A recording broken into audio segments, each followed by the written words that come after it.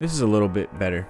You got Batman Detective number 1 of 6. So this will be a mini series, and this is Batman with the goggles on his head and like the trench coat, kind of like we saw him on the Justice League movie or the Batman vs Superman when he sort of went through his dream about the future, the post-apocalyptic futures. It's kind of looking like that, but it takes place in Gotham and it's pretty cool. I haven't really read it yet, but yeah, man, Batman can't lose with Batman. So they've got these cool Batman urban legends, and this is a thicker book. It's not really comic.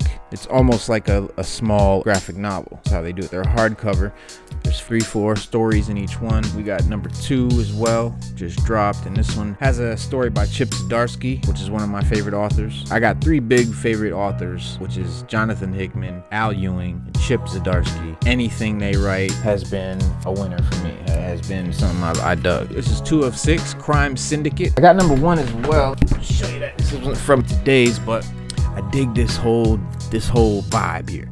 What you have with Crime Syndicate is you got like this sort of mock Justice League, right? You got the Superman kind of guy, you've got the Green Lantern kind of guy, you got your Aquaman guy, and Flash over here. But it's not really Flash, Superman, Aquaman, and Green Lantern. It's these other characters from another reality in DC continuity, and they kind of run it like a mafia. It's dope. Like Batman, like the Superman guy, he's the Don, right? He's the kingpin. It's like it's just dope, man, because I like mafia stuff, because I'm into anything like organized crime related. La Cosa Nostra, just from my, I don't know if it's my Italian heritage or my New York roots, my New York City roots. My grandfather's from Brooklyn, or from Greenpoint actually, which is same place Sammy the Bullet. No, that's the same place Michael Francis and Sonny Francis was from. And Sonny's a legend. Michael, his son, was also probably one of the most wealthiest, successful mob guys in history, making literally millions of dollars a week on his big scam that sort of gave him his clout. But anyway, back to comics. We got this Batman 107. Got the Scarecrow on there, kicking it with. This is just an ill cover, but this is number 107. I've been collecting these ever since Tom King was writing Batman. This is a new writer now, but the Tom King run got me hooked. City of Bane is where I really started. There's a section of these, I think like 75 to 86 or something like that, is called City of Bane, which Bane is probably my favorite Batman villain next to the Joker.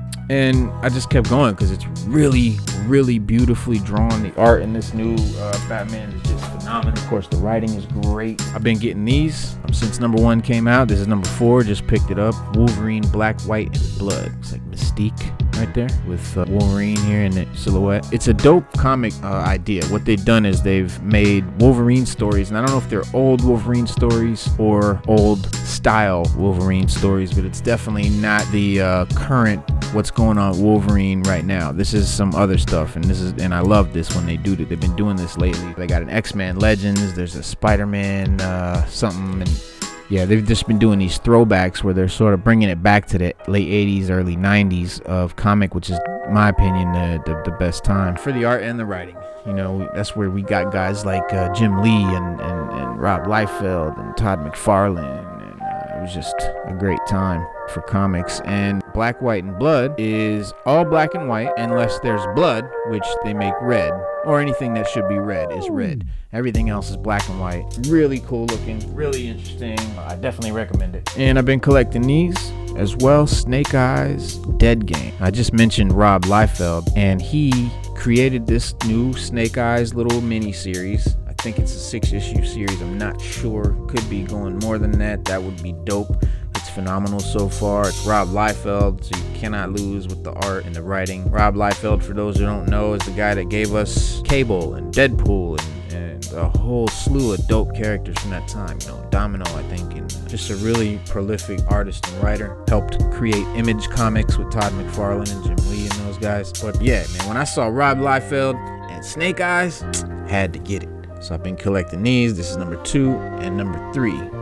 Dope cover, and I bought a whole bunch of these Snake Eyes Dead Game variants because the variants that they, let me just show, I gotta show y'all this. Y'all got to see these. These are some of the dopest art that I've seen on a comic book, period. This is all Snake Eyes Dead Game. I think this is mostly going to be issue number 1, maybe 2, couple of 3s of the variant covers. And these are where they'll take a comic book and put a different cover on it, just, you know, to be creative or whatever, and different artists to showcase their work. So this is a virgin variant is what we call these, because they do not have the title of the comic or the logo of Marvel or IDW or DC or whoever it is that would be on there. This is an IDW comic, by the way. They just give you the art. So I try to collect virgin variant covers, man. That's really what I'm into. We got Snake Eyes here with Storm Shadow in the reflection of his blade. How dope is that? How dope is that? Storm Shadow facing him, right, with Snake Eyes in the reflection of the blade. Come on now. Come on now. How dope is, come on, bro. It's like they're looking at each other, right? With the, come on, bro. That's so sick, bro. Another virgin variant, Snake Eyes in front of the sort of Snake Eyes logo. And yes, they don't always put the character that's in the comic on the cover. The cover might not even be related to the comic sometimes. I've seen covers completely unrelated to what's in it. The variants are really just about showcasing the art. It's not really about the comic, but again, these are Snake Eyes, Dead Game. And you got Storm Shadow here chilling on this one. Another beautiful Storm Shadow. And this artist, I'm not sure how to pronounce his name, but it's Giang, Jiang or Yang, and you can see it right there. This is Yang. But anyway, he is phenomenal. He does these realistic, you know what I mean, looking covers that are just mind-blowing. Again, same comic, same artist. This is Firefly, the Cobra Saboteur. Was one of my favorites as a kid. He had the gray camo, ninja-looking costume, just dope.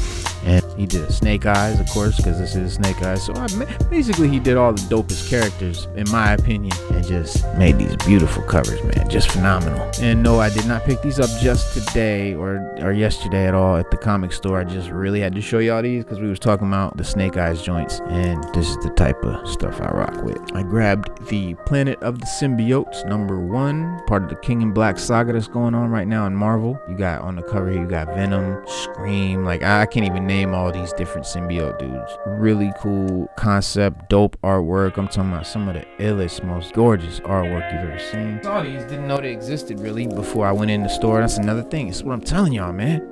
In the LCS, you can walk in. When I say LCS, that's local comic shop or local comic store. You walk into LCS, you might think you're going there for something specific, or you might not have nothing in mind, and you might discover some new joints, man. And there's nothing like it, man. You can't get that going online, because you go online, you got to type in what you're looking for, right? You can't come across nothing. You know what I mean? Rarely. But yeah, man.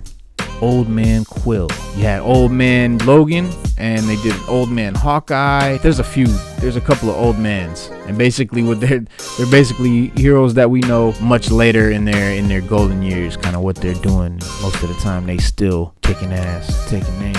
So I grabbed 1, 2, 3 with Dr. Doom on the front, man. Come on, man. Come on. Old Rocket Raccoon.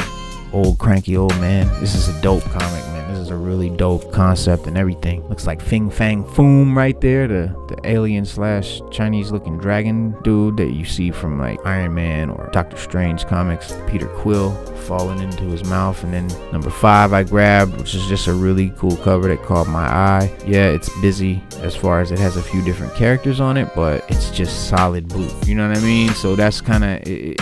I like books that are solid in a way, covers rather. But yeah, man, Old Man Quill. Grab 1 through 5. Those up. This is a Dark Horse comic. Never heard of it before. I just thought it was dope. I like samurai stuff and feudal Japan type stuff. And this is called Orphan and the 5 Beasts. So I'm assuming this is Orphan. I haven't read this one yet. This is #1, just came out by James Stocco. Not the kind of cover that I like. This is an example of covers that they're cool to look at, but I won't collect them. If you look up on my wall up at the top, the stuff I got slabbed is it's all like big solid image, one big image in the middle. So that's kind of what I'm after. But anyway, this is gonna be fun to read.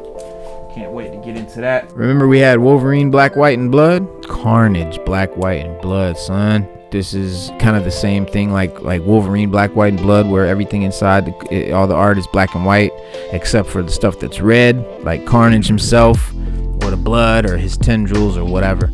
So this is a dope comic so far. I've actually read this one. Bananas. Not gonna spoil it for y'all. Check it out. I even got a couple of the variant covers on the way.